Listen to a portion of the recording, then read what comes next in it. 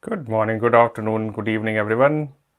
I hope everyone is doing fine and appreciate you being here again on Saturday and going through a technical and behavioral journey for becoming a solution architect. I'm really happy to be on the fifth week because we would be starting the solution architect track. Last 4 week we covered about cloud practitioner. We would now focus more on the little bit more on the why and how part. In the previous track, what we talked about is what is a service, why, what would be the benefit of this, and now we will focus more on the deep dive part of it, and we will understand what could be the way of configuring something and how that would be configured, why a customer would use it. So this will be more on the why and the how part of it. As an icebreaker activity, can everyone let me know which country is in your bucket list to visit? Like you are planning to visit that country maybe in 2-3 years, or maybe before you reach to the point when you cannot travel, but anything which you have in your bucket list for travel, let me know. For me, it is Japan. So I don't know how, but I always get fascinated by Japan. Good of mixture of technical thing as well as culture. So I'm planning probably next year, hopefully. I should be able to go for it. Huge list. I agree on that, Allah. It could not be one single country, and now I have to reveal the second one too. So for me, first is Japan, and second is Cuba. I'm not sure why, but yeah, these are the two. Please, Mars. Kapil, you need to wait a little bit or push Elon Musk more so that he can create the rocket to take you to Mars. You would need that. Finland, it's a nice place. Agree. USA obviously is it's a vibrant place. Thailand. Indeed, I like that too. Yeah, means if you want to just relax, chill out, Thailand is the best place. I would say Iceland, completely agree on that too.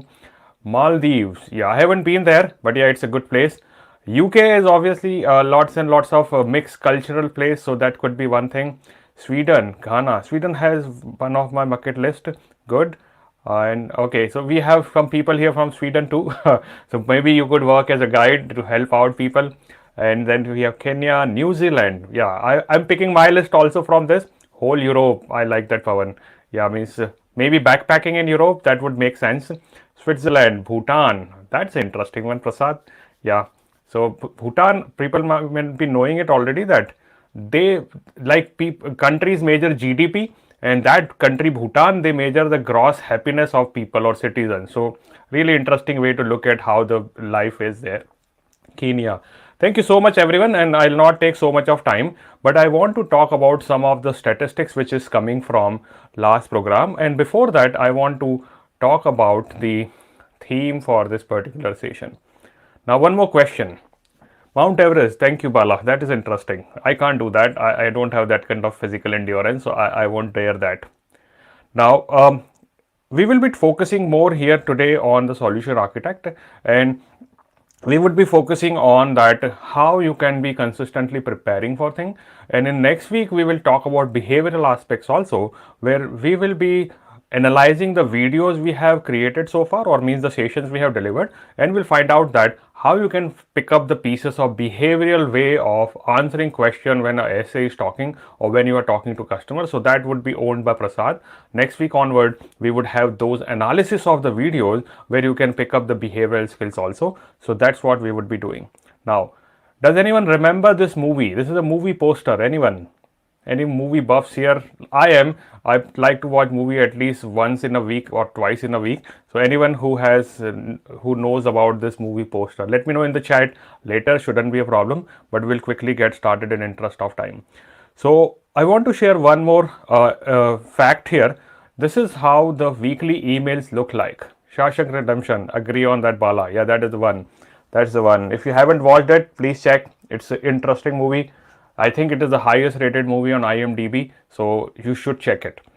Now, talking about the facts here, so we sent around 3,700 email every week, sorry, and out of that, you could see some statistics here that 75% maximum get opened. That's max number, which was on first week. Everyone was enthusiastic to become a solution architect, learn about technology, but obviously, when you put a graph about motivation, it goes up and it goes down. But when you put a graph of consistency, it's straight as a straight line.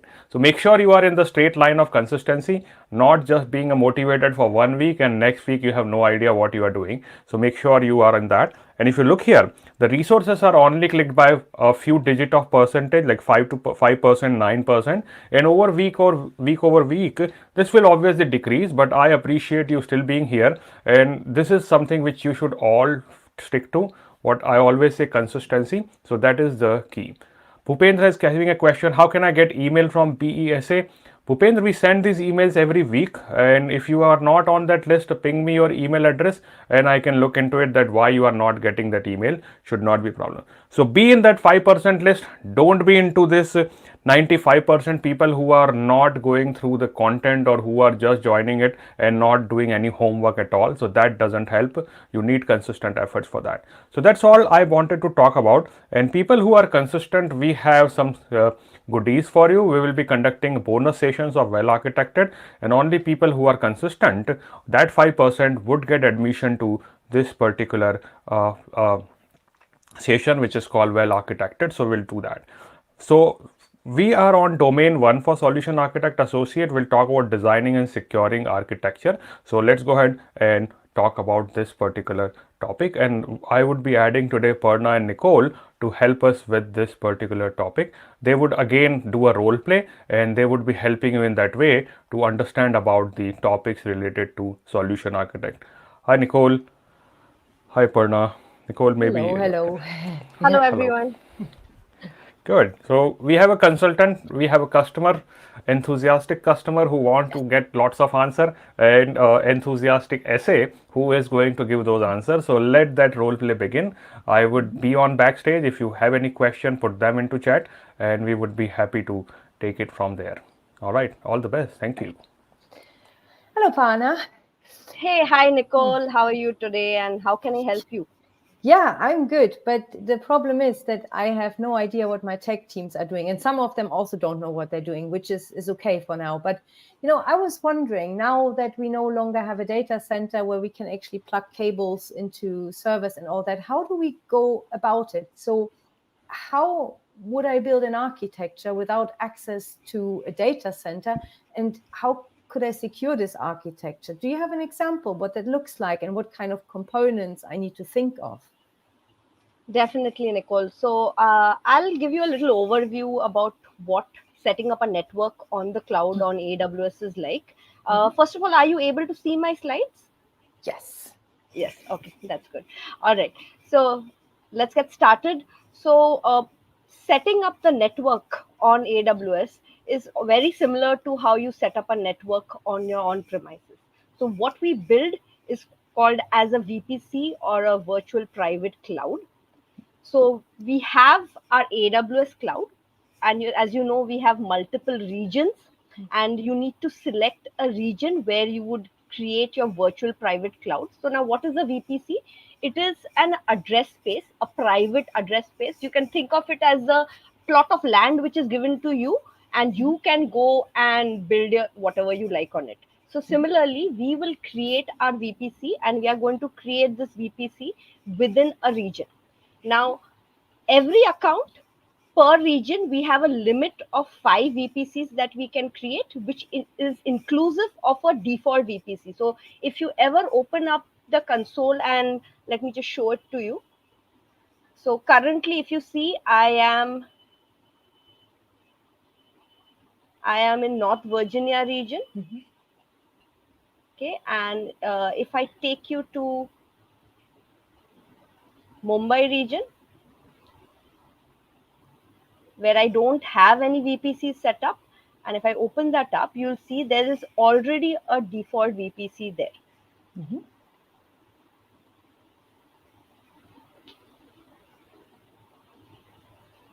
All right, so what you see over here, I have not created it.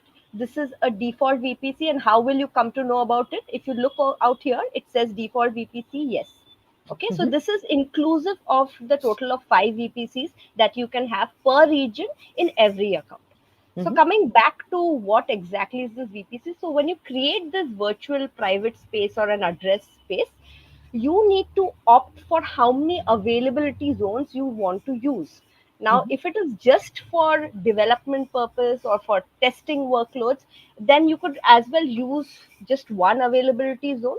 But however, for a production workload, you want high availability, it is recommended that you leverage two or more availability zones. So you can see that I've created a VPC, and what you see over here, the 10.0.0.0/16, that's called as a CIDR block. Okay, that is my address range. CIDR block, you need to assign a CIDR block when you're creating your VPC, and I'll show you where you assign that. This is an IPv4 format. Of course, these days organizations like yourself can opt for IPv6 also, because as you know, IPv6 is enormous. The address space by IPv4 is very limited, and we are the rate at which the internet is growing, we will probably be running out of space, right? So just for simplicity, I'm just picking up the IPv4 address space, and this is a CIDR block that we assign. Once you've set up your VPC, as you can see here, and I've opted for two availability zones for high availability, I am going to chunk up the VPCs, meaning I'm going to segment my network. I'm going to keep certain resources in my public subnet. So I will split it up into public and private subnets. And ideally, what would you put in a public subnet? So say you have a web application running. So your web application servers will reside in the public subnet, and maybe your application layer servers or maybe your databases, which have to be private, meaning they should not be reachable from the internet. Probably they would want to talk to the internet, meaning egress requests, but not ingress. Okay, so this is a kind of security mechanism where you isolate by putting certain resources in public subnet and certain resources in private subnet. So that's what you can see. And you can also see that the address space that was given to the VPC has also been broken down. It's been split up into 4 parts. Okay, I will give you a short explanation of how this CIDR block works. Okay, so take that you have, this is your CIDR block. Okay, this looks like a typical IP address if you see, and this is known as a subnet mask, the /16. Now, these 4 parts are actually 4 groups. You see 4 groups of 8 bits each. Okay, so there are 4 groups of 8 bits each. So totally you can see it's about 32 bits, right? So when I give a subnet mask of 16, what I'm exactly saying is the first 16 bits, that is 10.0, is locked. Okay, so this is your network address. Okay, so this is locked, the first 16 bit. The remaining 16 bits, that is this portion, this is still flexible, and this is where your host address comes in. So if you go to see, they are of 8 bits. So the starting address will be 10.10.0.0, and the last one will go up to 10.0.255, right? And now if I come back over here, you can see that we have split up our VPC CIDR block into subnets. And you can see a /24 over here. So what does that mean now? So when I say /24, basically we are making it smaller, right? So say if I say 24, we are locking 24 bits. So these bits are locked. Okay, and I think one of the subnets had 1, if I'm not wrong. The other one was 10.0.2.0. Okay, so you can see that the first 3 parts are locked and the variable part is only this. Okay, so it's inversely proportional. The larger the subnet part, the lesser number of IP address. Okay, so I hope that part is clear. So this is how we split up the subnet. All right, so that's out of the way. Now, another thing I want to clarify is that people think you can just have one VPC. As I mentioned, you can have more than one VPC. So you can have up to 5. Okay, so there could be multiple VPCs. You would want to isolate the VPCs based on your workloads, based on the environment that you're working on. And there are means of communication between the VPCs as well, which I'll tell you later about. Now, let me take you to the part that I have actually called it public subnet and private subnet. Me calling it public subnet and private subnet doesn't make it public or private. Because if you see technically, it still doesn't know how to talk to the external world. Okay, when I say external world, it is the internet. Yeah. There needs to be a doorway, right? So if we are in a house, how do I get to the outside world? I need a doorway. So that's where you see the internet gateway comes into the picture. Okay, so the internet gateway is a network construct that we need to attach to our VPC, and that's how it is the door to the external world or the internet. Still, if you go to see, after I've attached the internet gateway, my resources which are residing in the so-called public subnet still do not know how to reach outside. They don't know the way to the door. Who's going to show this path?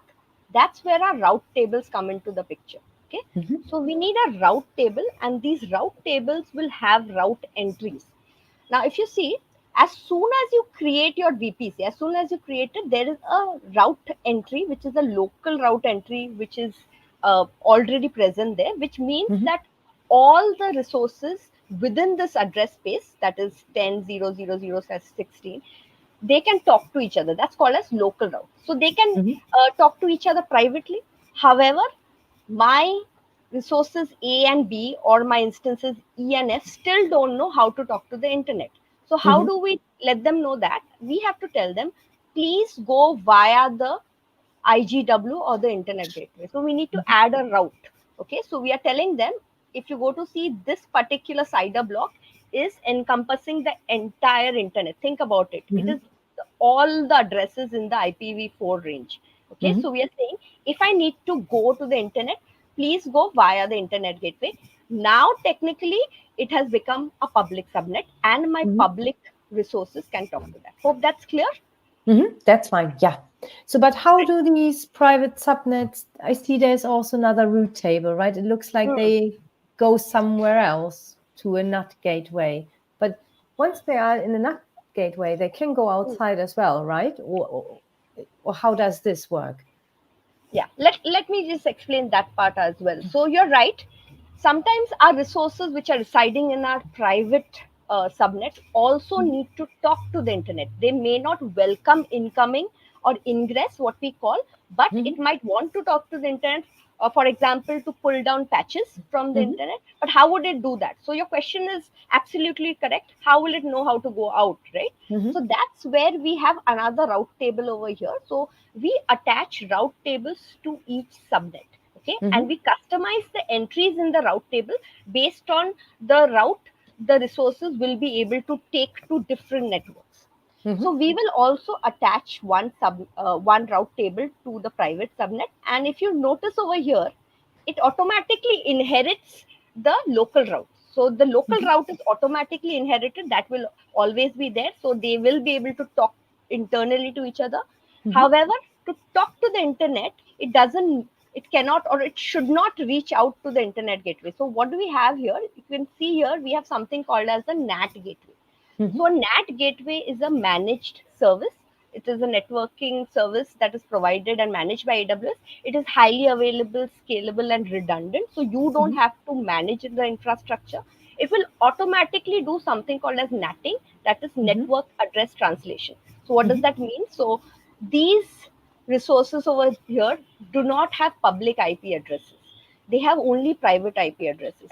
So the NAT gateway is actually going to translate this private IP addresses to public. So when a request is going out, it will go via the NAT, and the NAT will go via the internet gateway, because you can see there is a route over here, and that's how it's going to go out. Similarly, when it's going to be coming in, it is going to translate and understand which particular private instance to go back to. So it is like an intermediate party that is sitting there doing the network address translation and securing your private resources. Hope that makes sense. That makes sense, which brings me but to the next question. So you said the VPC is like a plot of land, right? Usually I have a fence around my plot of land. So if my colleagues have, or my teams have their own VPC, which is also obviously surrounded by a fence, how does this work then? I assume that they are not local to me, right? Because they're on a different plot of land, similar to my on-premise data center. We still have workloads there. So Yeah. how can I make these things that are not part of my land talk to each other in a secure way? Absolutely. So great question. So of course, till now we've just given them directions and the route to move around between different parts of the VPC as well as the internet. But how do we control that movement of packets? We might want to block some packets. We might want to welcome some packets. So that's where we have NACLs come into the picture. So NACLs, Network Access Control Lists, these are a list of rules which are at the subnet level. So you'll see there is a NACL associated with every subnet. Okay. So the same NACL may be associated with multiple subnets, but each subnet must have one NACL. Okay. Now these are set of rules which control incoming as well as outgoing traffic. Now there is something called as a default NACL. So when you set up your subnets, when you create your subnets, there's a default NACL which is already created for you. Now these NACLs allow everything incoming and everything outgoing. So that's the default case. Of course, you will most likely want to secure your boundary. You would want to secure a house and your fence, and you want to allow only certain people in, right? Yeah. So that's where your rules come in. That's where customization of your NACLs come in. You're going to create custom rules. So when you create your custom rules, you'll see there is an option of either allowing certain traffic or blocking certain traffic, and you can go very granular. You can choose the type of protocol, you can choose the range of IP addresses from where you want to welcome traffic or where you want to block to. So I'll show that to you as well in my demo. But I'll show you another virtual firewall apart from NACL also. So this is protecting you at the perimeter level, at the subnet level. There is another one that is called as security group. Okay, all right, you've gotten traffic coming in, you have blocked certain traffic going out, but how do you control traffic incoming and outgoing from your EC2 instances or your compute instances which are there in the subnet? That's where you have security groups. Now, just like NACL, security groups also have a default configuration. The default configuration is such that it blocks anything incoming but allows everything outgoing. It's just like your doorkeeper. When there is guests coming into your house, they will stop you on the way and ask you who do you want to visit, or they'll ask you to enter into a register, etc. But when you're leaving, that time they won't really bother. Okay, so these are also called as stateful firewalls because they remember you. In case of NACL, sorry, not NACL, these are stateless, so there's a check which happens both way. Okay, so this is basically your security layers, and I will show that to you even in the demo. So probably we'll have a look, and let me show you a little bit of some differentiation as well. So just to reiterate, so people tend to get really confused, right, between security groups and NACLs.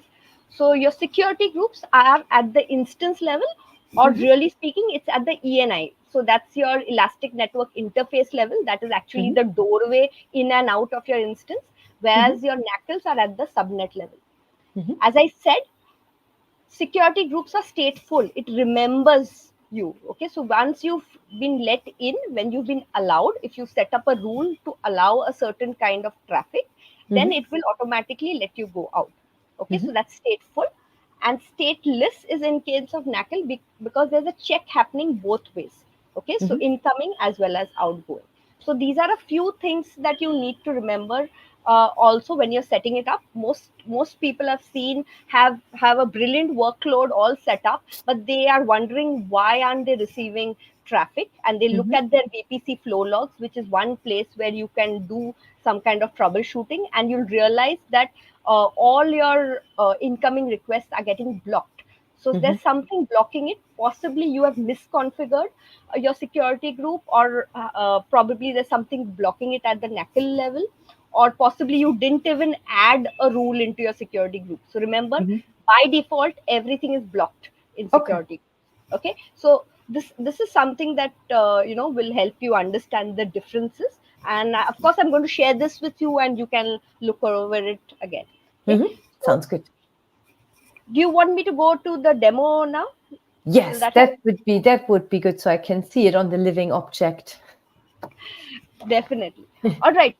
So just in the interest of time, what I've done is I have gone and created a VPC and kept, but I'm going to show you how a VPC is built. Of course, you can go and use the default VPC. Like I said, this is the default one. And how do you differentiate between them? You can see it says yes. So you quickly want to start a blog site of yours and you don't want to be bothered about setting up the VPC, you can go ahead and use that, okay, for experimental purpose. But it is better that you create your own customized VPC. So I've got one created, but I'll just quickly show you how to create one. I hope my screen is visible and you're able to see the console. Yeah. All right. So you can see over here, there are two options.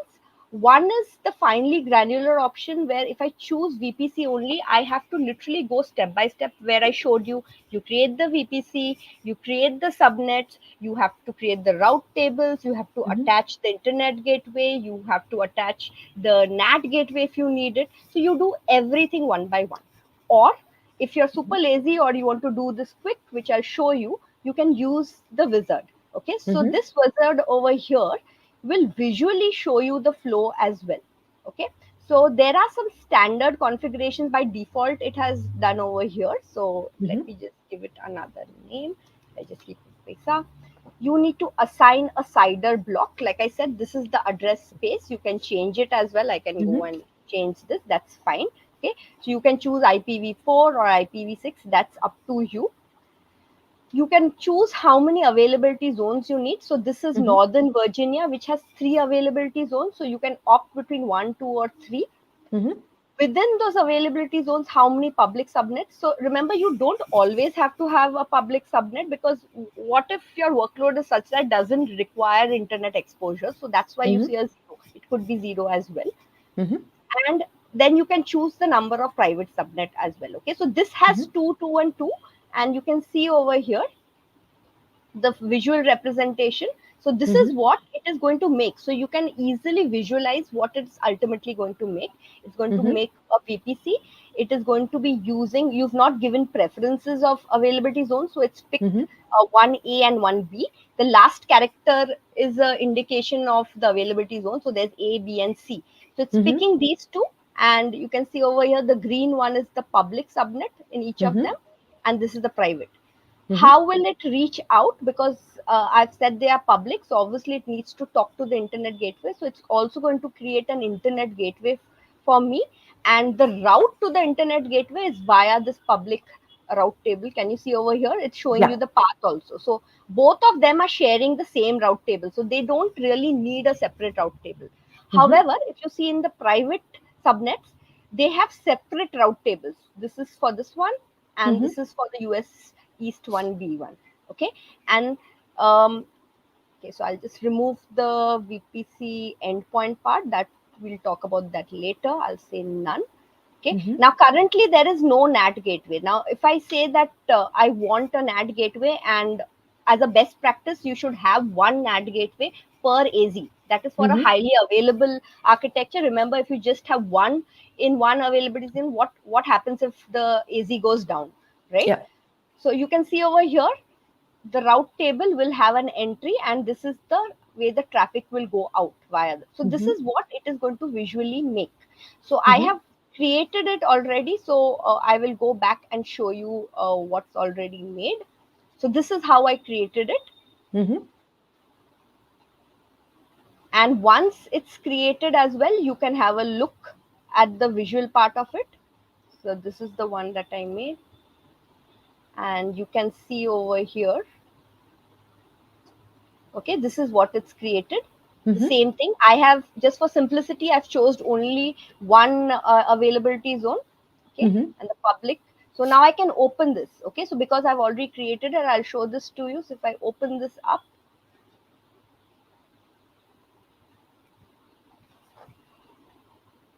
okay, you will see it over here also. Okay, so you can see there is a private and a public subnet which are created, and which VPC are they associated with? You can see these two VPCs. So I created it from the wizard, but I could have created a subnet from here as well. So I could have later selected the VPC. So I could have said that, say, now I need one more subnet. So I'll say this one. I'll come in here and I'll give it some name, say subnet. I'll just call it something extra. And previously there was no preference, but I can be very specific and I can name the availability zone where I want it created as well. So this is how I can create it at a later time, but I have already done that. Now another thing I want to show you is there were these two route tables also which were created. Okay, so if you remember, there is a public route table. See this one which is created, which is associated with the subnet. Okay, so if I would have done all the steps on my own, I would actually have to do that association as well. But this is already done. You can see, and you can see there is a local route, so everybody can talk within the subnet, and within the public subnet, if they want to reach out to the internet, they will go through the internet gateway. So this was also created for me, and I show that to you over here.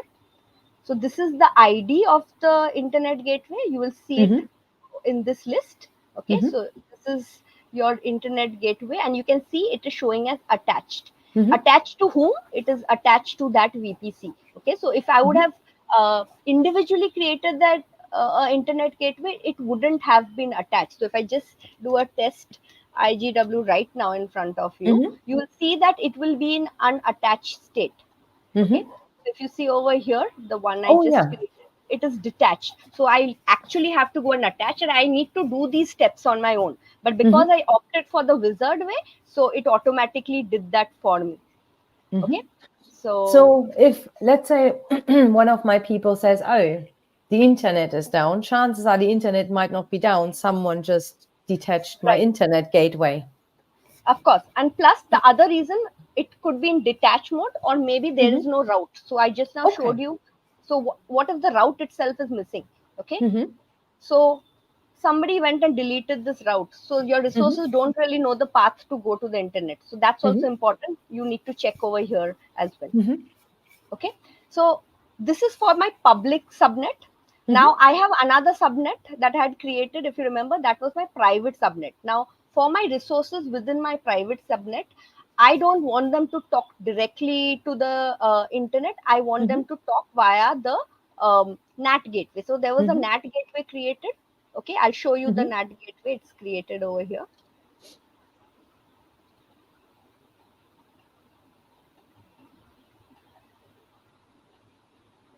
Okay, you can see there's a NAT gateway created.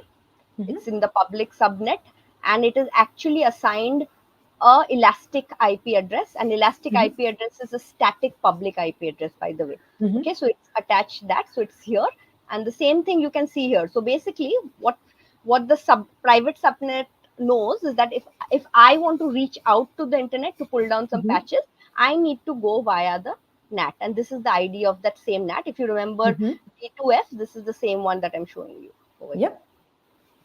All right, makes sense? Yep, all good. All right, so yeah, so this is the entire thing. And yes, of course, then once you have your address space, your VPC in place, that's when you then start provisioning or launching your EC2 instances in them. Okay, super. So, and then I saw earlier in the demo, you declicked something. It says VPC peering, I think. What is this all about? Why did we not VPC peer? All right. So obviously that there are, let me just show you some. A minute. Yep. All right. So we have multiple VPCs. Like I said, you could have multiple VPCs within the region. We could have other VPCs in other regions within the same account. Or you might be having multiple VPCs, right, in your other accounts for your different workloads. Now, what if you have like a shared shared resources VPC that all VPCs want to talk to, or you want two VPCs to talk to each other? How would you be able to do that, right? Because this is a private address space. So that's where VPC peering will help you. So VPC peering is another networking construct which is highly available and scalable, and this is also maintained by AWS. So it is really simple to set up. It is a one-to-one connectivity. It's not one-to-many, it's one-to-one. And a requirement is that the CIDR blocks should not overlap. Okay, so these are some requirements. All you need to do is go and make changes in the route table. Okay, so you can see over here, this is the CIDR block, the 10.00/16. You just need to make an entry into the route table of the initiating VPC over here, and you are basically saying go via my peering connection. Similarly, over here, you can see that it needs to talk to VPC A, if you call it A, and this is the CIDR block. And we are also saying if I need to talk to this, go via the peering connection. This is what it means. And it's as simple as that. But there are certain limitations of VPC peering. The number of VPC peering connections that one VPC can have, that's limited. So that's why we have other networking constructs also, which I'll tell you about. And remember one thing, that transitive peering is not allowed. What do I mean by that? So say VPC A talks to B and B talks to C. That doesn't imply A can talk to C directly. Okay. So there is no indirect talking. A has to have a peering connection with C in order to talk. Okay. So I can't have a proxy in between, so to say. No. Okay. No. So you have to have a peering connection between them. And it's not that you can directly go and start peering with any VPC. There is a request, a peering request which goes out. Say VPC A will send a request to B and B has to accept it or reject it. If it accepts it, then they can start talking, provided you make these routing table entries as well. Okay. Super. All right. Hope that helps. Yes. Okay. And then you mentioned you had some other connectivities in case that VPC peering is not, suitable. So I assume, is it suitable for me to use VPC peering for my on-premise workloads, or is it just peering within the AWS cloud? So there are multiple options. Let me just show you, starting with the very basic option that we have.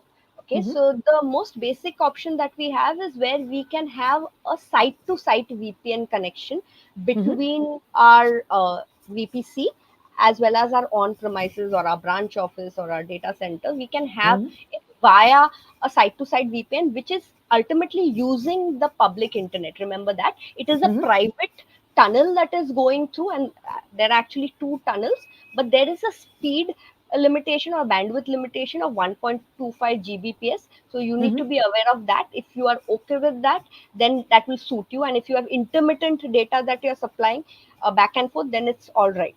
But if you want a very consistent bandwidth, like 100 Gbps, and you have a whole lot of data moving back and forth, probably you should go for something called as a direct connect connection, which is actually a dedicated fiber optic lines that is set up for you, and it is connected to a central location which is called as direct connect location, which is maintained by some of our partners. So you can check out with these partners. However, remember that setting up a site-to-site VPN connection happens like that within minutes. It's quite simple to do. However, if you want to go for direct connect, then you will have to sign letter of agreements. It could take up to days and weeks also at times.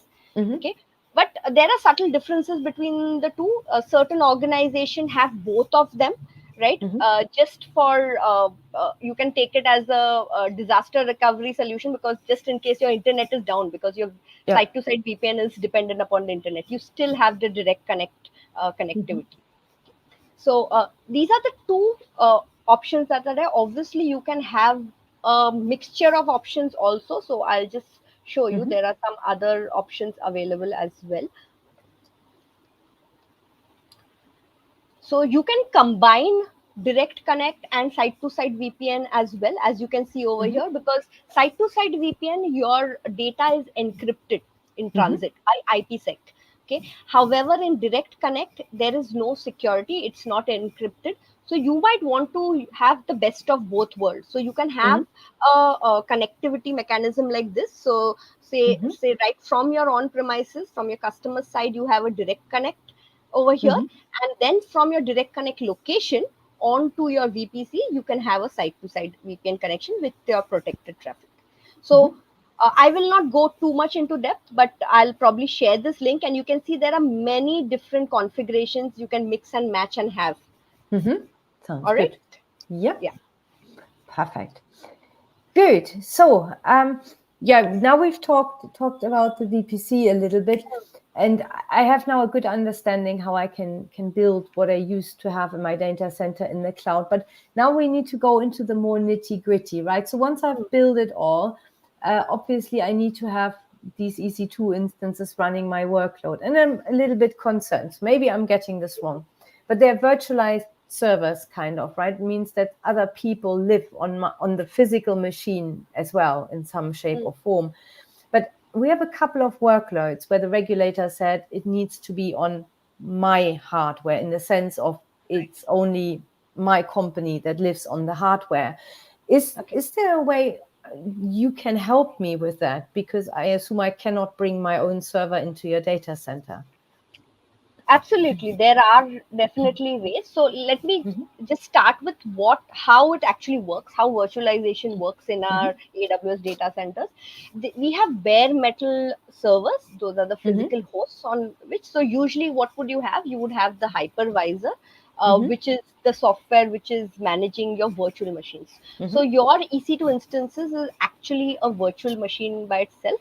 So if you see, the standard virtual machine will have a operating system, a guest operating system, and it will have some applications running on it. On our side also of AWS, the host, the hardware, as well as the hypervisor are combined together to form a system called as Nitro system. So it's a lightweight hypervisor which is highly secure, and on top of that you have your EC2 instances running. So by default it is a shared tenancy, like you correctly said that you don't prefer shared tenancy. Now these EC2 instances that we have can belong to multiple customers. Of course they're isolated from each other and they're secure, but you might have some compliance reasons within your organization, like you mentioned, where you do not want to share the space or the underlying host with other instances for other customers. So the options that we have in that case is we have something called as dedicated instances, and we have dedicated host. Now, what is dedicated instances? So basically what you are telling AWS is that I do not want instances of another customer on the same hardware host. Only my instances should be running there.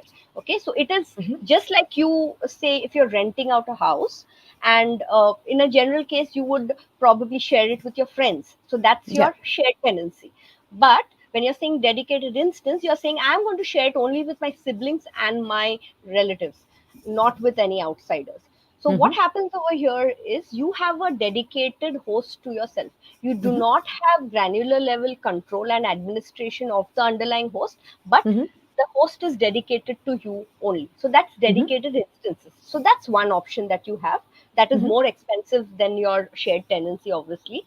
And the third option is dedicated host. Now, dedicated host, just like the name says, the actual physical server is dedicated to you. Now, this will be the case where you are bringing in licenses and you have like a per core, per socket level license, and you need that connectivity, you need that control over that physical host. You cannot lose it. When you stop the instance, you don't require the instance to go and start off somewhere else, right? Yeah. So in that case, you would go for a dedicated host, and that will solve this problem of yours. Of course, that is the most expensive of the lot, but you have that choice. So, for example, now if I take you to the part where I can launch an EC2 instance, I'll point you out to exactly to the part where we can make this choice. Okay, so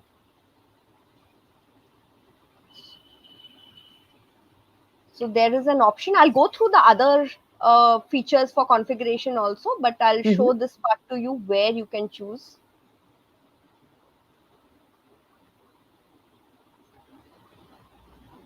Okay, so you have tenancy over here. So by default, the tenancy is shared. Okay, so this is the default. If you want it to be on dedicated instance, then you'll have to go for this, else you can go for dedicated host. Okay. Make sense? Yeah, sounds good. Yeah. So one problem solved, another one to go. So as you could see, our very furry IT manager was crossing our path here. And we have had a little problem this morning. So one of my team members, he's very cost conscious, right? I like it, don't get me wrong. But whenever he sees something running that is not being used, he has this habit of just saying terminate instance. So we had some cases where other team members had data on those instances that was actually data we should have kept in some shape or form. And I know it's our fault, best practices and all that. Some of those instances were shut down and we lost all of the data. I know there must be some way of keeping this data even after you shut down the instance, but we have no idea how to do this. And ideally, I don't want to lose any more data because some people Data were very upset. Of course, definitely. Yeah, so I can imagine the outcry. But let me tell you how things work. Just give me a moment. So, okay. So obviously you have your EC2 setup. I will go back and answer any questions you have related to the configuration. But let me just answer this part about storage, right? So obviously I am assuming that y'all were using instance store. Okay, so if you see over here, there is something called as instance store. Instance store is actually a local storage which is directly connected to the host on which your EC2 instance is running. So what happens is it is a ephemeral or a temporary store. What do I mean by that? So when you stop an instance, remember next time you start an instance, it may be launched on another host. So what happens is this direct connectivity is gone. So that's the reason you are losing the data. Okay, so if you want to persist data, the data that you are using, you want it to keep it for long term, then this is not the right choice for you. Instance store should be only used for temporary purposes, for swap space, etc. So it is very fast because you can see it's like a direct attachment. So it will give you very high IOPS and very low latency. However, for data that needs to persist for long term, this is not the good choice. What you should instead do is you should opt for EBS volumes or elastic block store. Okay, so this is a type of storage that you have. So if you can identify with raw storage, how we have our hard disk or SAN storage area network, it's something like that. Now it is connected over the network, as you can see, right? Now, as it's connected over the network, the life of your EBS volumes persists beyond the life of an EC2 instance. What do I mean by that is, even though your EC2 instance crashes or stops, you can detach it from here and go and attach it to another instance and the data will not be lost. Okay, so you can attach and detach it because it's a network attached storage and the data will persist on it. You can take backups from it using a mechanism called as snapshots. So snapshots is a mechanism of backing up, which is like an incremental backup mechanism. So every time you take a snapshot, only the data that has changed, it will keep track of that. So in turn, it is reducing the amount of storage also, so you pay less because ultimately those snapshots are getting stored in some S3 bucket somewhere, right? So that is a backup mechanism that is there even for EBS. You can also have something called as a data lifecycle manager, which you can configure and it can periodically maintain the lifecycle of these snapshots also. Maybe you don't want to retain them for a long time, you want to expire them or delete them, you can do that, or you can schedule taking the snapshots. So EBS will be the right choice for you to persist your data. And within EBS also, it's not that you just have one size fits all. We have different types of EBS volumes, okay, depending upon your use case. So if your use case is where performance for you is measured in terms of IOPS, you're reading and writing a lot. So you're going to run a database. So I'm assuming you will be running databases or enterprise applications. I would suggest that go for your general purpose one if it's a small, medium-sized database, or if you are running a highly performant database, NoSQL database, enterprise application where IOPS, the number of reads and writes per second, needs to really be very large, more than 16,000. Okay, so general purpose ones can go up to 16,000 IOPS. Mm-hmm. Provisioned IOPS can go beyond 16,000 as well. Okay, Mm-hmm. and these are all SSD based. So you know that if it's SSD based, it's going to be really fast. Yeah. However, it's not always that you will prefer IOPS. Sometimes Mm-hmm. throughput is very important to you. Throughput is the amount of data that you're reading and writing is a Mm-hmm. lot sequentially.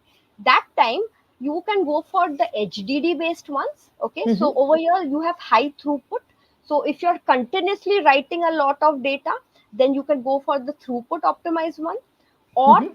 cold HDD implies you are writing a lot of data but infrequently. Okay, so this is like Mm-hmm. a cold storage, so you can go for this one. So based on your use case, you would want to use this. And you can see over here, uh, if you go to this page over here, the volume types, you can see the differentiation between them. Even the use cases are mentioned. Okay, so if you look Mm-hmm. at the use cases, you can see what are they suited for.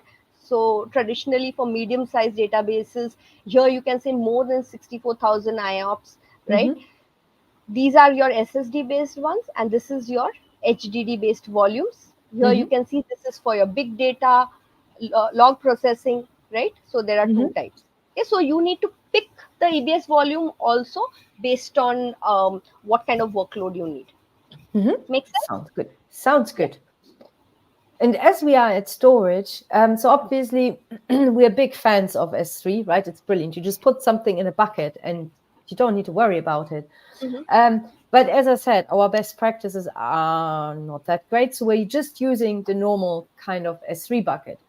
Mm-hmm. And we decided we have a shared bucket across teams, right?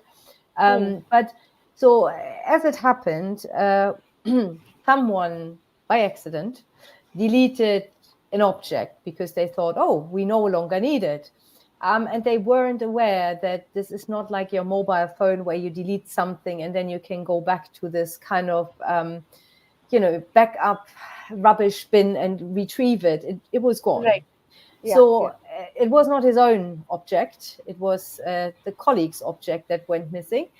And again, we had a big drama, not as big as the EC2 instance drama, but it was considerable. And they didn't speak to each other for some time. But so is there a way other than just saying each of you gets their own bucket to make sure that people can't access certain objects, and that we also kind of have an option of if someone accidentally deletes something, that it's not, gone, but maybe kept somewhere and can be retrieved? Because as I said, we have no idea. We just put stuff into this bucket and then people help themselves to whatever object they need. But I don't think it's a very good setup because we had some problems. Right. I get what you're saying. So so once you create your S3 bucket, and I'm assuming you'll have a static website which is set up, Yes, right? that's also in there. So everything is in there, including the static website. And it's a Right. public bucket, which again Hmm. is a complete different problem. We can dive into this in a second potentially, because I get these alarm emails that said, oh, a bucket is wide open to the world. Hmm. And, they're not great emails. They come from our Right. CISO department. All right.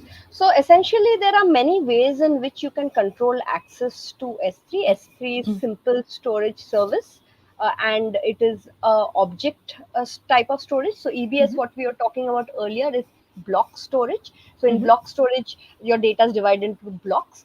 But in case of S3, your object is a blob of bytes. So Mm-hmm. every time you're writing data, it overwrites the entire object. Okay, so that can be Mm-hmm. really risky. Like you're saying, somebody goes and deletes it, that could be a big problem. So Mm-hmm. ideally, what you should be doing is, so if you have, say, a bucket over here, you should be turning on something called as versioning, right? Mm-hmm. So when you turn on versioning, what happens is every time you write to a object, or you Mm-hmm. write to so every object has a key, right? So for Mm-hmm. example, over here you can see I have a object in this bucket called as River City. I hope you can see that. Mm-hmm. And if I open it up, it has its identifier is based Mm-hmm. on its key, right? So Mm-hmm. if I go and you talk to S3 over the web over the internet, and this is the object URL. So if you go and put that object, it is actually going to replace that entire object. So it could be really risky, right? So if you have a text file there and you've just put a full stop there and you go and upload it, it's completely going to replace it. So what you can do is, you cannot recover once you've gone and deleted it, overwritten it. You should ideally be turning on your versioning. Okay, so there is an option over here called versioning. So when you create a bucket, by default versioning is turned off by AWS. Now it is turned off, as you can see, it is disabled by default. The reason being, if you turn on versioning, every time you go and upload the object with the same key, it is going to make another version of it. So say the first version was of 1 GB, the second one is of 2 GB. So in total, you are going to be storing 1 plus 2, 3 GB. You're going to be paying for that. And accidentally, if you've done that, you will be wondering, why am I paying so much, right? Because there's so many versions. If you're going to have millions of objects, you can imagine. However, in the cases where you have critical data, like you mentioned, and you want to revert back to a previous version which you accidentally delete, then you can do that if you have versioning enabled. Okay, so if you go ahead and enable it, okay, so remember that you can enable versioning, but once you've enabled it, the next time you cannot stop versioning, you will just disable it, meaning what has happened before, the versioned objects will remain. That point onwards, the other objects will not be versioned. Okay, so remember, you cannot get rid of what had been versioned before. Now, what advantage versioning will give you is that every time you go to delete a versioned object, it is going to store a delete flag against it. This is like your recycle bin. It is not exactly wiping it out. So you can go and remove that delete flag and it will be restored back again. Okay, so so for example, if I just enable this, okay, and you see over here, say I'll go and upload a file, and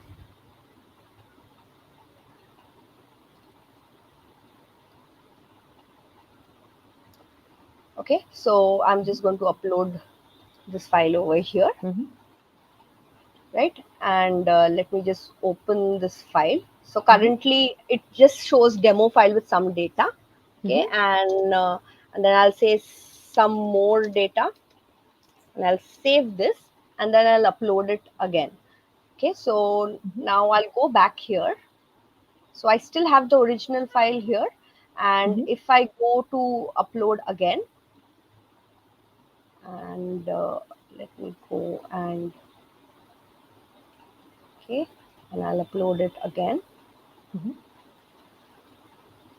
Okay, and let me go and show me the versions, and you can see over here, these are the version IDs, right? So now if I go and delete this, okay,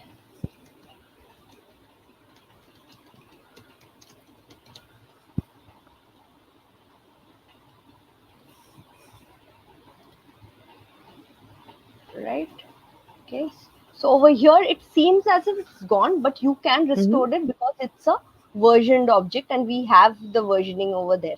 Okay, so what I'm trying to say is, you should be actually versioning your object. That's one way to do it. There is something called as object lock also. Okay, so over here, okay, there's an option called as object lock. So when you put on an object lock, this is meant for worm model. So meaning, write once, read many times. So basically you're going to be writing it many times. Sorry, you're going to be reading it many times, writing it only once. So in that case, ideally, if you put in an object lock, that's also going to stop you from deleting. And there's another option called as MFA delete. Okay, so MFA delete, you cannot set it up from the console. You'll have to do it from the command line or through your SDKs. So if you set up MFA delete, so there'll be two checks. Not only your access credentials that is going to check, also it's going to have the second level of check with your MFA device that you have, and then only it will allow. So these are three ways, and of course you have other things also, like your bucket policies, which is your resource based policies, which you can have at the bucket level. So you can set up your permissions over here. Okay, so you right now I don't have a policy over here, but you can go in and set up a policy here. Or for your IAM users, the users of your AWS account, you can set up permissions which will allow them only read permissions, right? So if you have an IAM user and you give them only read permission, they will not be able to overwrite it or delete. Okay, so those are some of the mechanisms that you can have. Okay, so I think that is for your first question. You had also asked me that how do I protect my public bucket? Okay, so Exactly. Because we have this thing, we were told, we found out in the documentation that if I want to host a static website, the S3 bucket needs to be public. But our CISO team said there are no public buckets in this company. So whenever someone has a website and uses a bucket, we get this email, all of us, in the middle of the night saying this bucket is public, it needs to be shut down. But how do we do this?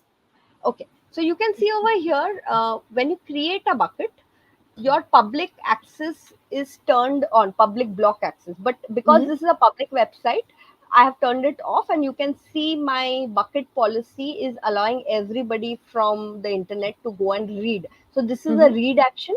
Okay, so I'm allowing everybody. The principle is who can read. So this is technically anybody can reach to this bucket directly. But I think what you would want is you don't want anybody to reach directly. So what we can do is we can have something called as CloudFront in front of S3, and CloudFront could actually allow HTTPS requests. So you can have your SSL certificates also assigned because to your CloudFront. You can also have a WAF. What is the web application firewall? That's going to be an additional protection for your S3. And the main protection is that nobody can reach your S3 directly. So they will have to go through CloudFront. And CloudFront, you can set up something called as object access control. Okay, so these are like permissions that we give to CloudFront to only access S3. And so you as a user externally will have to reach for the CloudFront endpoint and not for the S3 endpoint directly. So basically you will not be talking to this, the website endpoint, which you see over here. You see there is a website. So you won't be directly talking to this. This is my HTTP endpoint. Okay, you could probably have a HTTPS, a secure endpoint of CloudFront that you will be talking to. And CloudFront, as I said, only has permission, which is called as object access control permission, to talk to S3. So that is one way that you can protect your S3 bucket, and your bucket need not be public that time. Okay, so I do not need to keep it public like I showed you earlier. Over here it was public, but I can block that off. Perfect. Thank you. Good. And I see Ashish has miraculously appeared again. We're out of time, but we nearly managed to get through everything. All right. So that's great. I hope I've been able to help you. Yeah, I mean, so I play a role of scarecrow. So when there is birds on the field, I have to be there so that we know the timing. And this title is given to me by Sharik. Sorry, I forgot to add Sharik and other people on stage, so I'll quickly add them. So Sharik is here. Then we have Kapil, who is responding to chat. Prasad is here too. So thanks everyone. Hopefully you have learned something, and Sharik, Prasad and Kapil are helping so much with the backstage thing. So please ask question. We will answer as much as we can, and I'm creating 1-minute series where I would try to answer other questions also. So we'll go through some more things, and probably you have picked up bits and pieces of how you learn about things and how you explain it to customer. I will take 10 minutes to explain few things in analogies, and then Prasad would take over and he would explain that how these conversation can help you in learning the behavioral skill. So he has just prepared a slide deck. We'll go through that. And thanks Sharik and Kapil. We'll add you to stage at the end. Let me remove it everyone, and I'll share my screen to get started. If anyone has any question, keep on putting that into chat. Thanks Nicole, thanks Parna, nice discussion and lots of things to cover. I was sure that there was so many things you could not cover because of time, but yeah, we would add this slide deck to the resources section, and everyone should be able to then move forward with it. So please keep your mails checked so that we can send this information to you. Thank you Nicole, thanks Parna. I'll now quickly talk about some of the analogies to help you better. Why I prefer analogies? Because I I'm able to make the connection and I'm able to retain that knowledge for a longer period. That's why I prefer analogies. I will quickly talk about few analogies and I will share the link where you can go in detail of it. A lot of people may know about the networking in physical world. So let's say if you have physical servers and you want to connect to this physical server, how the component looks like and how it works in AWS field, let me explain that.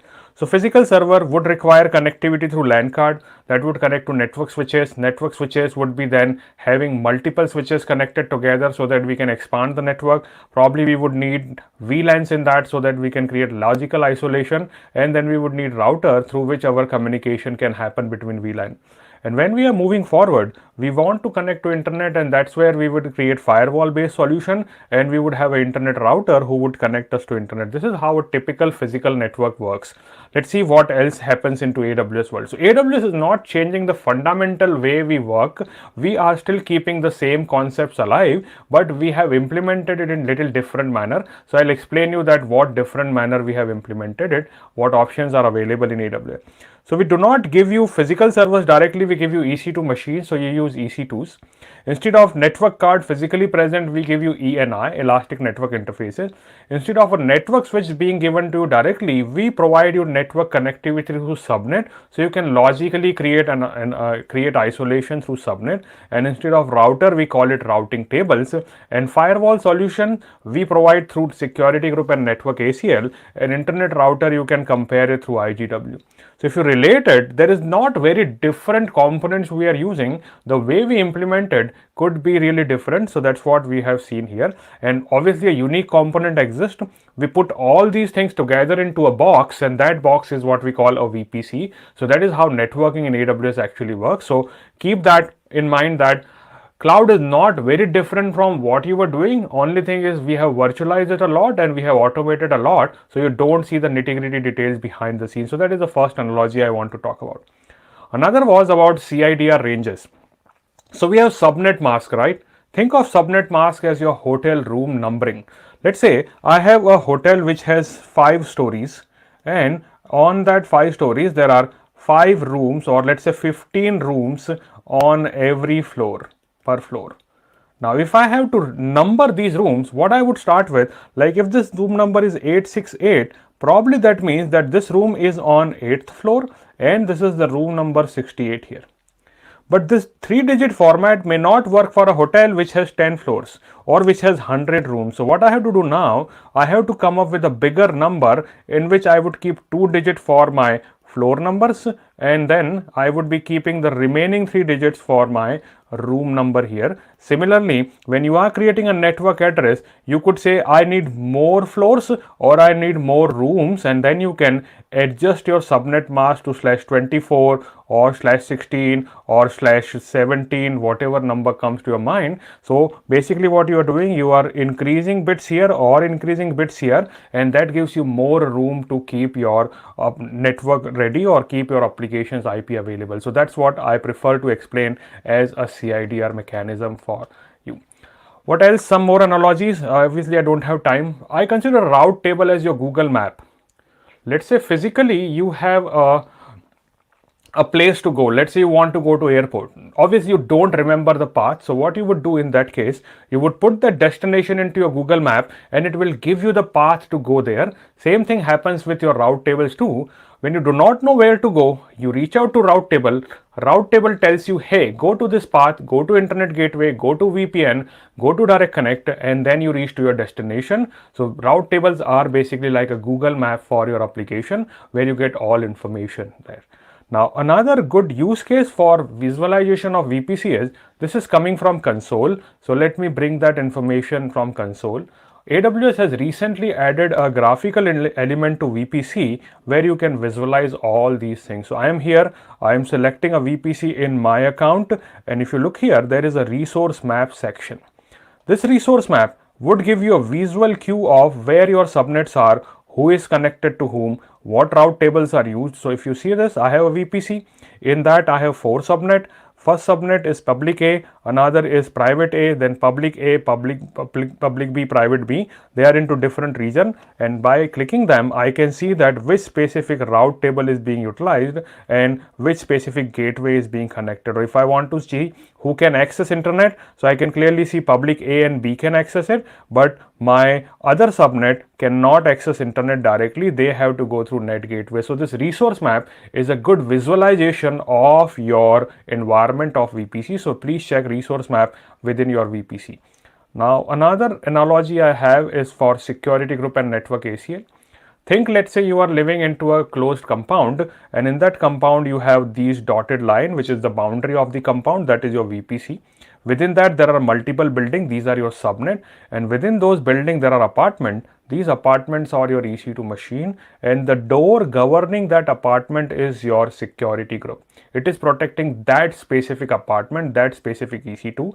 And if a building is having multiple rooms in that, maybe you have a security guard who ensure that whole building is protected. That is your network ACL you can think of. So network ACL is protecting your whole subnet, as you could see here, whereas security groups are protecting only your EC2 instances or specific instances within that. You could have utilized that. So that's how differentiation can be. Whole building versus individual houses, that's the security group and network ACL is. Another analogy I have is for VPC peering. If you travel with your kids and you want to stay in a hotel, you may ask them that if you have a connected room.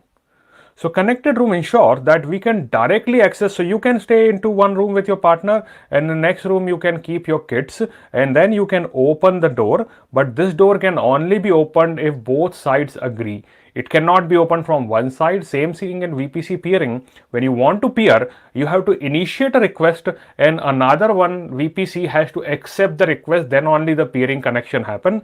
Now because of that, you don't have to go out from your room and then enter into another room. Internally you have created channel to connect to these. So that's what VPC peering is, where you are creating connected rooms and going through that. Last analogy, and I'll then give it to Prasad, is about site to site VPN versus direct connect. If you are taking a commercial flight to go from point A to point B, you are using the public network which is available, public flights which are available. You are sharing your flight with others also. That is a commercial flight you are taking. Only the limitation is you would be limited by the time they take it. You will be limited by other passengers. That's what commercial flight is. Same thing is VPN. You are not using a dedicated flight. You are riding on existing public internet, and that's why it is a site to site VPN. Whereas when I am having a private jet is my direct connect. It only serves my purpose. I am only traveling in that. Nobody else is allowed. I could decide how much speed I want to go to. I could decide which destination I want to go to. So that's what could be my private jet example you could have utilized for. So there are more analogies, but obviously there is a time constraint. I will send you some additional links and you can check previous BeSA sessions also, where we explain these concepts in easy to follow easy to follow analogies. And if you have any feedback, any suggestions, let us know and we would be happy to add those components into these sessions. All right, and hopefully everyone is having a better picture and understanding. And now let me stop screen sharing from me and I would add Prasad to stage. Let's go ahead and see these things. Hey Prasad. Hello Do you have everyone. any screen to share? Yes, I do have screen to share. I'll share it in a moment. I'll anyway share it. I'll present it in a moment. Hold on.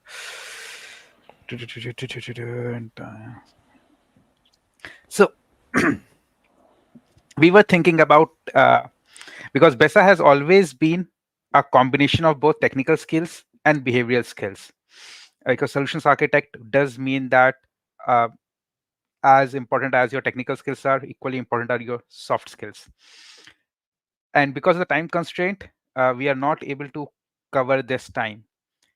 But we are actually covering the behavioral skills in the role plays. And that's what I wanted to highlight in this session, taking specific examples about how in the role plays every week that you're seeing between like Nicole, Sharik, Ashish, Parna, Richard, that they have been doing, how they have been actually like showcasing their behavioral skills while they are having those customer conversations.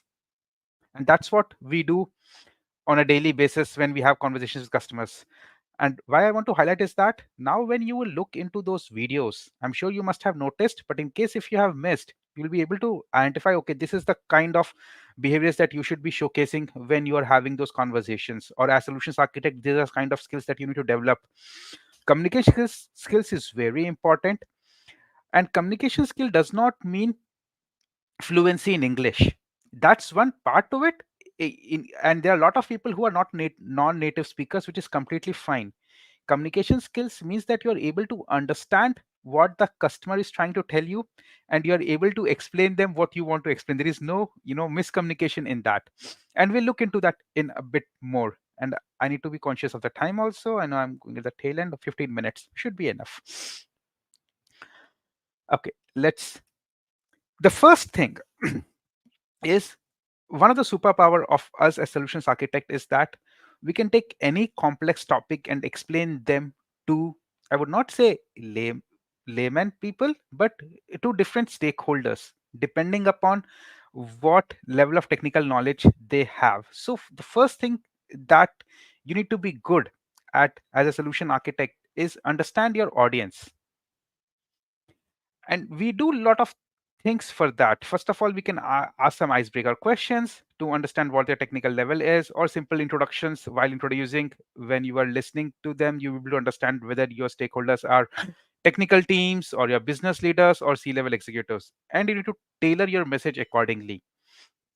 Irrespective, you have to explain things in plain language, provide analogies and examples. We emphasize this on a lot, and Ashish, as you have seen, is a master of this. Uh, and it's really important so that they can understand, because when you explain it through an analogy or a story, it sticks in your mind. You remember the whole conversation, not just the technical aspect of it. And leverage the visual aids, another very important tool to ensure that you are leaving a lasting impact. And I'll give an example of how this has been used. So if you remember in the first session, week 1, when Nicole and Sharik were talking about cloud, just simple plain, what is cloud, right? And why cloud computing. They did not talk about this. They talked about it in the cloud in the later sections, but they started with an example. And Nicole did a fab job in explaining, or providing an analogy about the farm, restaurant, and supermarket, and how that relates to the cloud computing, so that any person would be able to understand it. So people who have been very new to cloud, even they would be able to make that relatable connection and understand how things work behind the scenes. And then she did go into a bit more deep to talk about each of the aspects of the advantages that you will be getting, explaining with the examples. Why I put the screenshots here? Because there are timestamps here that you can see. And if you want to go back and to make the relationship to understand how solutions architects do, explain it to customers. Now, talking about uh, to different stakeholders, right? Now, one of the superpower is that we as solutions architects should be able to talk at 10,000-foot level to the business leaders, C-level executives, and even at a very deep dive technical level. So when we talk about at the high level, 10,000-foot level, we should be able to understand what their business goals are, what their requirements are, what their constraints are from a strategic perspective, and that really helps so that you can accordingly respond based on what the requirements are. And you will be able to use simple non-technical language uh, if you understand what they actually want to achieve. uh, Gregor Hope talks, I'm not sure if you have heard of Gregor Hope. We'll put the link. He has written multiple books. Like one of the recent book he has written is on platform strategy. Before that, he has written a book on cloud strategy, and he always takes examples of cars to explain things. All right. And that's kind of the way he's able to explain it to non-technical people also, because a lot of C-level executives, believe it or not, they would fancy cars. They would be having, like cars, they understand the engines and stuff. So he uses that to explain how you can build platforms on top of it. So think about any specific analogy that you would be familiar with and you think the audience would be familiar with, and build on top of that. focus on why and what of the solution when you talk about when you talk to the business stakeholders, rather than like how you're going to do it, because that's when you start zooming to technical levels.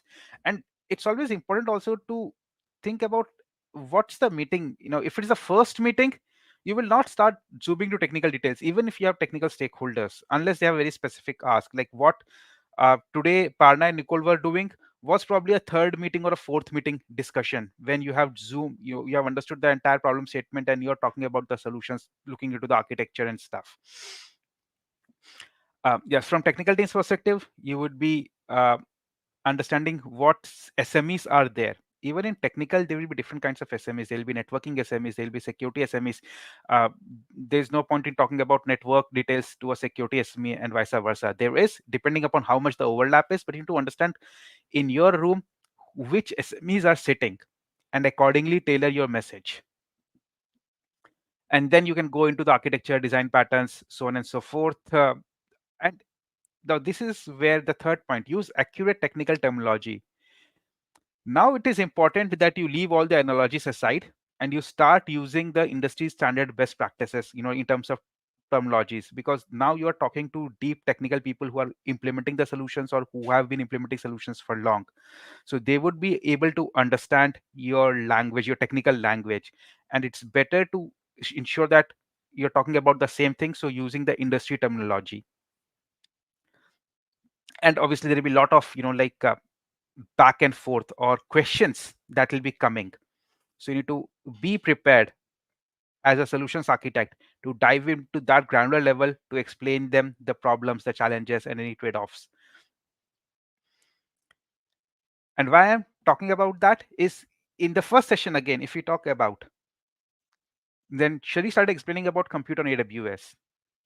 Now here, after giving all the analogies and bringing them onto a similar page at what a cloud is, then they started talking about the instances, container serverless, and hinted that if you want to dive deep more, here is the EDA, we can talk about it more. He did not talk about it in detail because it's still the first meeting, but hinted that this is what we'll dive deep if needed. And then he did talk about each of the different compute type: instance, container serverless, talked about each of the instances, not going into the architecture diagram, but a bit more into how you can leverage these, like on-demand instances, savings plans, how it's going to help you in your business. So you can see that how from let's say a 10,000 feet level, they started coming into 8,000 feet level, but still remaining at a high level so that they are still speaking to the business stakeholders. But the second, uh, I would say, important aspect of solutions architect is understand the problem accurately. Because if you don't understand the problem, your solution might not be fitting uh, the actual issue that is there at hand for the customer. It's very important to reiterate to ensure everyone is on the same page. And for that, active listening. And one of the superpower that I call for solutions architect is that we listen more than we speak. In most scenarios, especially when you have had those multiple conversations with multiple customers, you have experience and you have seen different kinds of scenarios before. When you walk into the room, within first 10 minutes, you'll be able to understand what the potential solution would be. But we are not going to tell that, okay, hold on, this is the solution that you should be implementing. We are going to understand their entire problem. We're going to listen more and more, because every customer is unique. Every customer problem is unique. Though there might be some generic solutions, but try and understand what their exact issue is or problem is, or what pain point they are trying to fix. So actively listen to understand their requirements. Ask clarifying questions. This is very important, and you must have seen this in the conversations, multiple conversations that they have been having in the role plays, that we keep asking questions to understand uh, what we are trying to achieve. And yeah, seek additional context or background information. Reiterating the problem is very important so that everyone is on the same page. And this ensures that if there is any misunderstanding in your understanding of the whole situation or the solution that you're going to propose, stakeholders will be able to point it out. So In case if there are any gaps, this is your chance to fill all the gaps. And once you have this full information, then you can start brainstorming about the solution. And when we talk about solution, we also always never talk about one solution. We talk about options and trade-offs. If you remember, it depends. So we solutions architect, we do not give an exact answer, because generally the answer depends on the situation. And that's what we try and clarify here by having those conversations with the customers. Now, a good example here is when Nicole and Richard were talking about IAM, more specifically about the principle of least privilege. Richard said to Nicole that we have a way how we manage the accesses on prem. How is it going to work on the cloud? And Nicole explained about the principle of least privilege, but also explained upon why principle of least privilege is important. And that's what is needed. We need to explain why before we explain a terminology, or we tell a terminology, we explain what is the reasoning behind it, what's the thought process behind it.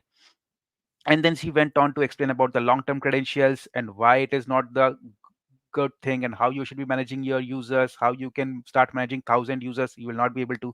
So that's where the group and the roles comes into picture. So she did it in a very logical manner, and it's a good thing for you to have a uh, look to just the behavior. See, technically it's all accurate, and there are 10 ways to explain a technical thing, but the way it makes sense to everyone in the room, that's what is more important, and that's what we as solutions architect are actually trying to do in every conversation.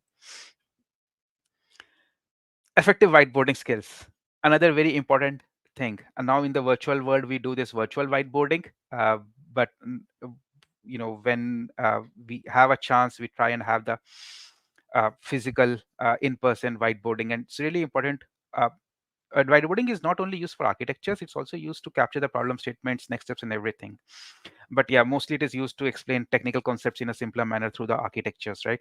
So for example, if you see this particular where Richard was trying to explain, nice diagrams, neatly cleaned, with different colors, and anyone who would be following would be able to understand. So it's very important that the tool does not matter. As you can see, it's just the paint that is being used. You don't need to have fancy toolkits to do effective whiteboarding. It's about how you visually represent it. And obviously, at some point, when you are in the flow, it will ultimately become like this, which would not make sense to the people who are looking at it. But anyone who had been following it would be able to understand the whole flow, right? So in a effective whiteboarding, start with a base, build up gradually, and then show it in a way that they are able to explain it end to end. Anyone who is knowledgeable will be able to understand what's happening here, but anyone who is new, if you present them this, they might not be able to understand, which is okay, because they'll have to start from the very beginning and see how it has got built up over the time.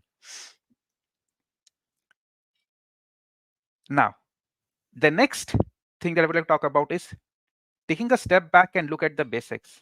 When someone asks you a question, right, as solutions architects, we get asked a lot of questions on a day-to-day basis.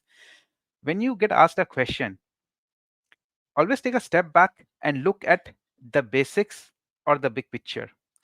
I generally say the big picture is always the basic, right? So you can use it interchangeably. You can either call it talk about the basics or talk about the big picture. It's the perspective that you would look into. For example, when Richard and Sharik in week 3 were talking about storage, and simple question Richard was, I have these different kinds of storages on-prem. How is it going to translate when we move to cloud? And Sharik, instead of explaining, starting to say that we have S3 and we have EFS and so on and so forth, he said that let's take a step back and let's look into all the different kinds of storages that are there. Then we look into the storage types, explain the features of each of it, so that we ensure that we are all on the same page. And then started diving deep into, okay, now we have EBS and we have SSD drives and HDD drives. And then Sharik also asked question to Richard, that which of them are you using in on-prem currently? Now, coming to this level and then asking that follow-up question would mean that Richard now understands that, okay, why Amazon EBS is being used for which scenario and with SSD or HHD, because now he'll be able to relate completely about their on-prem knowledge versus what is at offer on the cloud. Cool. How are we doing on the time? Oh no. Okay, I'll have to fasten a bit. Explain the full spectrum and options available. So this is again not to confuse customer, but we have to, uh, uh, explain them end to end. I'll skip few things just to give. I had an example here, but I'll skip that and I'll talk about the example about in the week 4. Parna question was, uh, we are moving to cloud, we are using managed services. How does the monitoring work? Ashish, instead of telling that, monitoring is going to be working like this, he talked about what do you mean by monitoring. Monitoring is important, but it can be performance monitoring, it can be utilization monitoring, it can be health monitoring, it can be security monitoring. And the customer is like, oh man, I did not even think about all of that. Then you need to think about the business metrics, the systems metric, put all the options on the table, and then start demystifying it and talking about which services can help you with what. Then that also helps the customers to understand that what they actually want to monitor, right? Monitoring is one thing, but what specific aspects you want to monitor.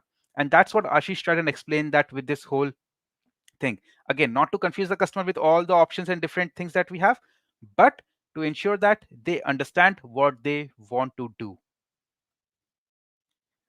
Finally, time management. That's what, as you see, we all are failing at, and Ashish needs to come on almost every session on the screen to like do the time check. We when we go into a meeting, we always have these checkpoints at every time to ensure that we are in control of the uh, whole session, and we always have a fallback that we will have a follow-up meeting or something like that. But yeah, but this is something that we almost everyone as solutions architects, we struggle because there are so many things to uncover and so many things to explain. With that, that's pretty much that I have. Ashish, you can take it over. I know I'm probably a minute over. That's completely fine. But yeah, that was an interesting discussion. Time management is obviously Prasad that we all have to work. The challenge Yeah. is like we have so much information and we want to relay as much as we can. But in customer conversation, less is more. So initially start with less and then keep on adding. If the question comes, you are not there to show your knowledge. You are there in a customer conversation to help them solve the problem. So do not show them that, hey, I know all these things, I know these specific things or technologies. Yeah, I got a new title now, Scarecrow. Yeah, I love that. Yeah, but be aware about time management. It's important because you may still have time, but a customer may have another important meeting to attend to. So please make sure you try to finish it. And if you can't, say that I'll follow up. I will set up next meeting. I will send you some more detail, and I will send you these information, and we can have another time again. And you are not just saying for sake of saying. You obviously have to follow up. That is another important aspect of being an SA, that you may have to follow up with customer to understand what they have understood from the meeting and any additional pointers you could provide to them. So thank you so much for that, Prasad. All right, and keep your feedback coming, everyone, and hopefully that would help us in getting the best out of it. Thanks, Prasad. And I'll talk a little bit on the giveaway side. So as you know that we every week giving away a book which is Cloud Career Journeys, and we are giving 10 sandboxes from from WizLab. So thanks for that. So we are also giving 50% discount on ebook, and if you're getting started, you could check Starter Kit where there is a lot of information available, and we are selecting people based on their active engagement. Now, active engagement could be resharing these posts, talking about your learning, putting it into a blog post, maybe putting some insightful information on LinkedIn or social media. And people who are watching afterward, it could be asking intriguing question on YouTube comments or sharing this video in your network. So even if you are watching it late, that doesn't mean you cannot be part of it. Just make sure that you tag us so we know that you are making some shout out for BeSA program and the learning you have. Your learning are important. Even if you do not talk about BeSA, that is still fine. But whatever you have learned, if you are sharing, it is also helping you to build your network. And I want to explain who are the winners for the last week. So all these people are winners. We haven't still sent information to all of you, but probably in a day or two you would be able to get it. If you are into this list and if you have not contacted us, please send us email addresses so that we can facilitate your access. So Lakshmi, congrats on winning the book, and all other congrats on winning the 3-month lab access. Now Yeah, that's in the all next session, I had. probably, Go ahead, Ashish, sir. what we can do is we can show how to use the WizLabs, because we have got a couple of queries, right, about Agree. 3 months access, that how the sandbox can be utilized. So next session will probably take 5-10 minutes to explain that. Yeah, we should be doing it because yeah, a lot of people are interested to know that how this sandbox work, what can I do, and there are questions that how I can practice. So we will talk about that. So thanks everyone. I'll add again everyone on the stage: Sharik, Nicole, and Perna. Kapil dropped off probably, but yeah, thanks everyone for supporting us, and keep your questions coming. We would answer as much as we can. And Sharik, you had answered so many questions. I don't know how you type so fast. And obviously, Parna and Nicole, you were really great in Just showcasing want it. to And add Prasad, one you thing. did like a great job. We had this idea of having this behavioral track just before start of the session, and within the session Prasad created that timestamp and slide, so kudos to that. And we would keep up coming with more innovative ideas to help you understand. So give us feedback, anything we can do differently to make your learning better, we would be happy to do it. Have a good week everyone, and we would be seeing you again next week. Thank you so much.